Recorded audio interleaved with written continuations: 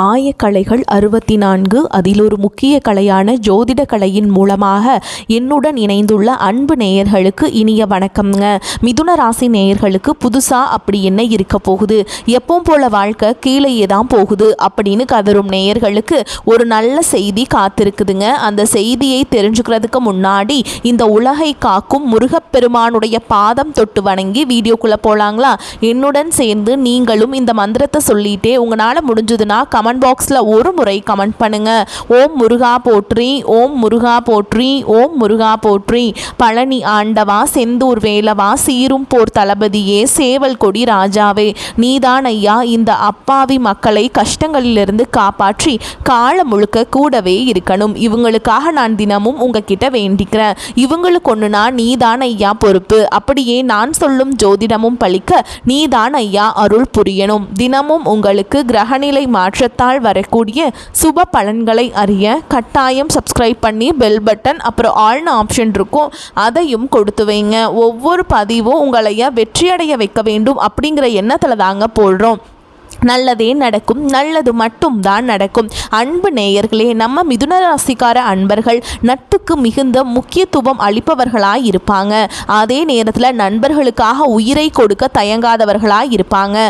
இவங்களை பொறுத்த வரைக்கும் அடுத்தவர்கள் செய்ய முடியாதுன்னு ஒதுக்கி வச்சிருக்கிற காரியங்களை கூட அழகா திட்டம் தீட்டி முயற்சி பண்ணி அந்த காரியத்தில் மிகுந்த வெற்றியை அடைந்து சாதிக்கும் சாமர்த்தியசாலியங்களாய் இவங்க இருப்பாங்க.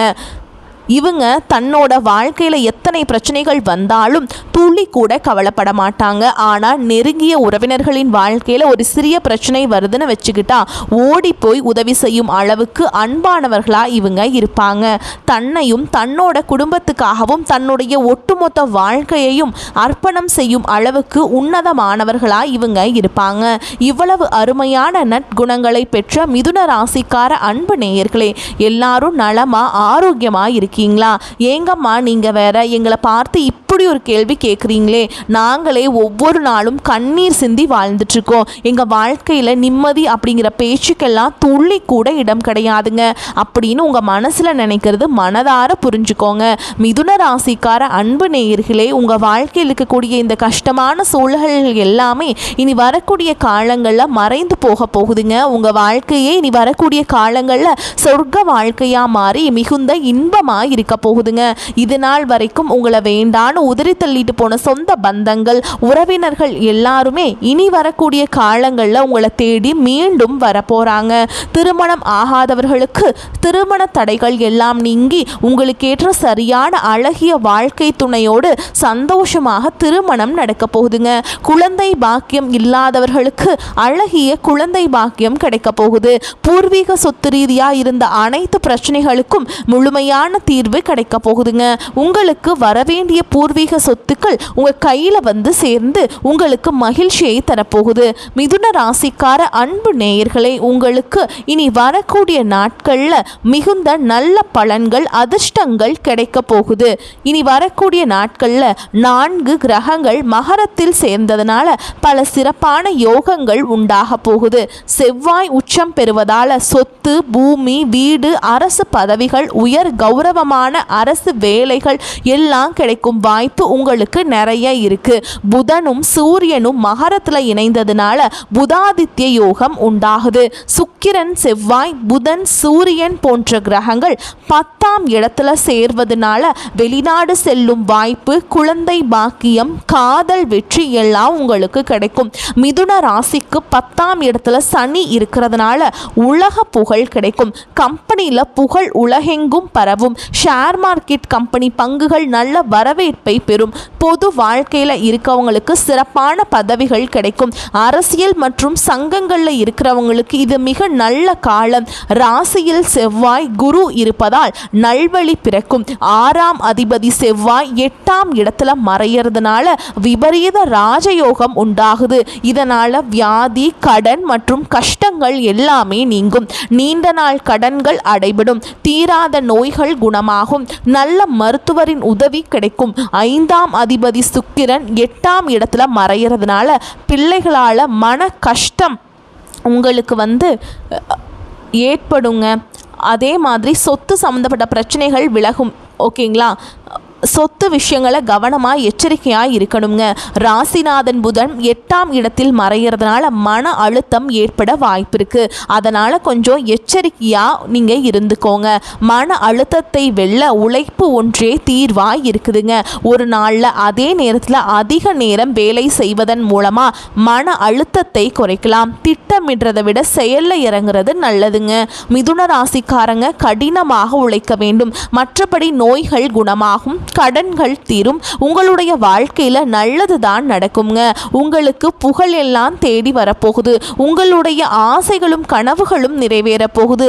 உங்களை வேண்டான்னு உதறி தள்ளிட்டு போன சொந்த பந்தங்கள் எல்லாருமே உங்களை தேடி வரப்போறாங்க. உங்க வாழ்க்கையே சொர்க்க வாழ்க்கையா மாறப்போகுதுங்க.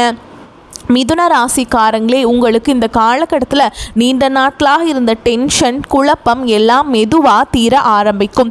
திடீர் வருமானம், நிலுவையில் இருந்த பணம் கைக்கு வரும். சேமிப்பு செய்ய நல்ல காலமாக இந்த காலம் இருக்குது. வேலை செய்கிறவங்களுக்கு மேல் அதிகாரிகளின் மூலமாக பொறுப்பு உங்களுக்கு கிடைக்கும், பாராட்டு கிடைக்கும். தொழிலில் புதிய ஐடியா, புதிய கஸ்டமர்ஸ் எல்லாம் கிடைப்பாங்க. வீட்டில் இருந்த தவறான புரிதல்கள் எல்லாமே சரியாகும். பெற்றோரிடம் ஆதரவு உங்களுக்கு கிடைக்கும். பேசாமல் இருந்த உறவுகள் மீண்டும் தொடர்பு கொள்ள வாய்ப்பிருக்கு. நட்பு, காதல் உறவுகள் மெதுவாக சீராகும்.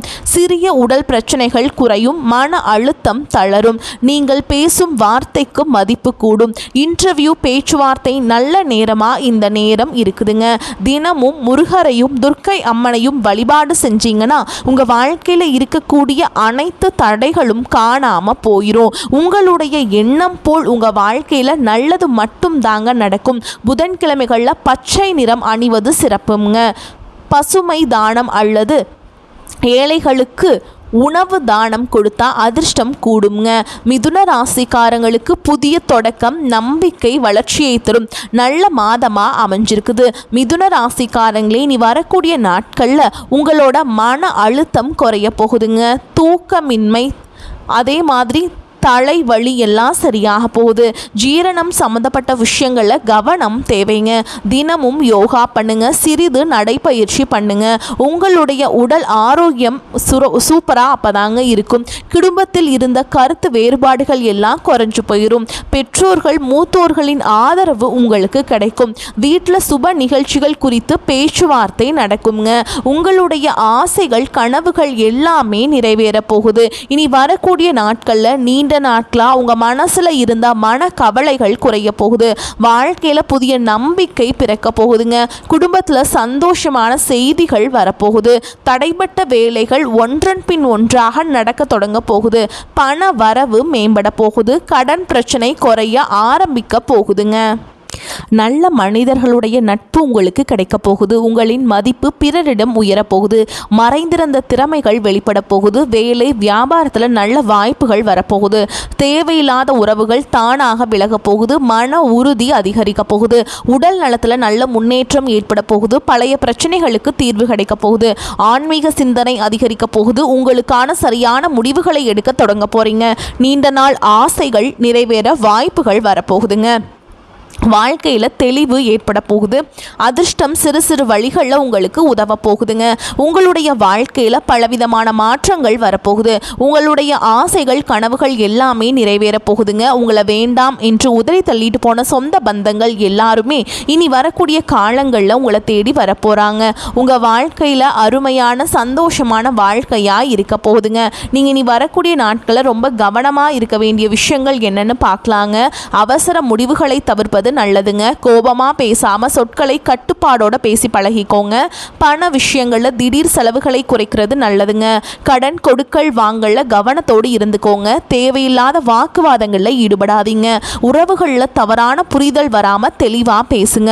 உடல் நலத்துல அலட்சியம் செய்ய வேண்டாங்க. தூக்கம் குறைவா விடாதீங்க. பழைய பிரச்சனைகளை மீண்டும் கிளற வேண்டாம். ரகசிய விஷயங்களை யார்கிட்டையும் பகிர வேண்டாம். சமூக ஊடகங்கள்ல தேவையில்லாத பதிவுகளை தவிர்ப்பது நல்லது. உணவு பழக்கத்தில் கட்டுப்பாடு அவசியம். நம்பிக்கை இல்லாதவர்களிடம் அதிக பழக்கம் வேண்டாம். கையெழுத்து ஒப்பந்தங்களில் கவனமாக இருந்துக்கோங்க. வாக்குறுதிகளை எளிதாக கொடுக்காதீங்க. மனதை காயப்படுத்தும் நினைவுகளில் சிக்கி கொள்ளாதீங்க. பொறாமை ஒப்பீடுகளை தவிர்த்துருங்க. பயணம் செய்யும் போது கூடுதல் கவனமாக இருந்துக்கோங்க. பெற்றோர் மூத்தவர்களின் அறிவுரையை மதிச்சுக்கோங்க. தேவையான இடங்களில் இல்லை என்று சொல்ல கற்றுக்கோங்க. அப்பதான் நீங்கள் வாழ்க்கையில் எந்த ஒரு பிரச்சனையிலையுமே சிக்கி கொள்ளாமல் இருக்க முடியும். ஜோதிட சாஸ்திரத்தில் 3ஆவதாக அமைந்துள்ள ராசி தாங்க நம்மளுடைய மிதுன ராசி. நம்மளோட மிதுன ராசிக்காரங்க தைரியசாலியாக உறுதியாக இருப்பாங்க.